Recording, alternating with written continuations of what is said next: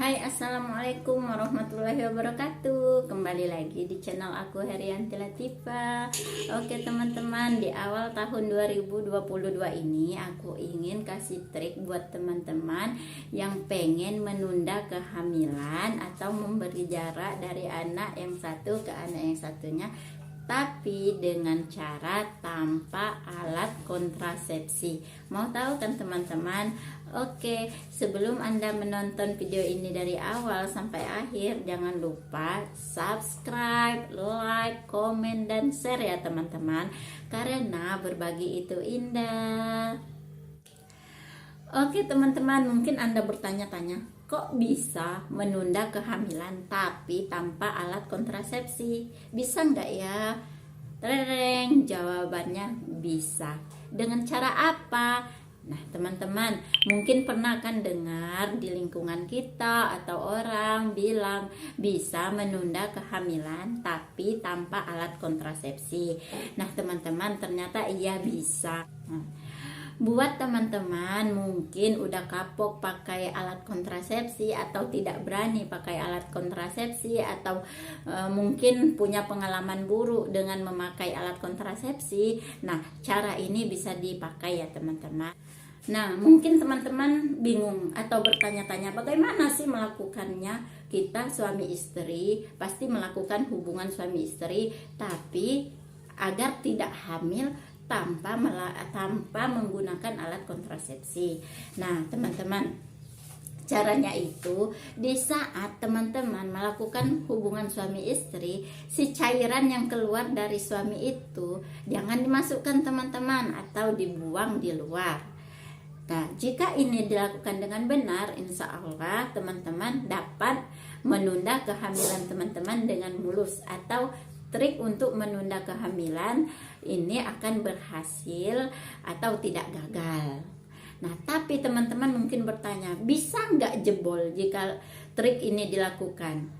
Nah, teman-teman, menurut sumber yang aku baca, bisa saja jebol walaupun presentasinya itu kecil ya teman-teman.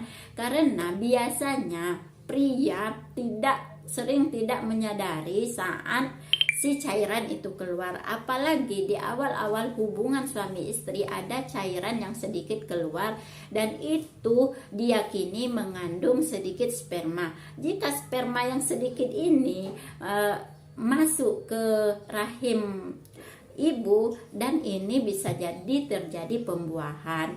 Nah, jadi buat teman-teman jika ingin melakukan trik ini harus komunikasi yang benar, harus diperhatikan yang betul-betul antara suami istri, harus sama-sama berkomunikasi supaya dalam melakukan trik ini bisa berhasil.